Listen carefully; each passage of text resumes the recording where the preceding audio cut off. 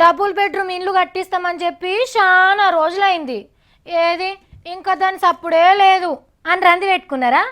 యాడొస్తుంది సర్కారు కట్టించి ఇల్లు మాకొస్తుంది అని ఇల్లు కట్టుకోకుంటే ఎదురు చూస్తున్నారా? అయితే ఎవ్వరు ఏం బుగులు పడేది లేదు. జల్దీనే గా కార్యం సురువు కాబోతున్నది. ఇక ఆ ఇండ్లను చూసి అర్రే ఇల్లు ఎంత మంచిగా ఉన్నది, మనం కూడా ఇట్లనే కట్టుకుందామా అని అనుకుంటారు. సొంత పైసలతోని ఇండ్లు కట్టుకుందాం అనుకున్నోళ్ళు.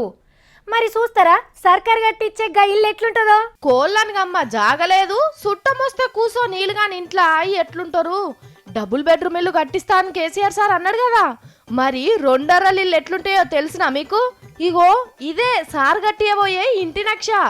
ఇంటి చుట్టూ కాంపౌండ్ వాలు, ముంగట గేటు, ఓ పెద్ద హాలు, రెండర్రలు, ఓ వంటగది, చిన్న దేవినర్ర, బంగ్లా మీదకి మెట్లు.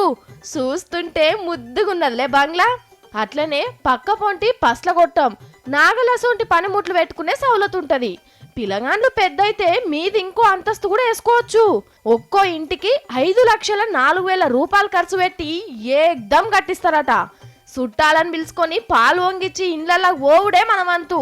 పల్లెటూళ్ళున్నా పట్నంలున్న ఇంటి లెక్కనే కొడుతుంది. కానీ అప్పుడే మాకో ఇల్లు అని ఎగబడకుండ్రి.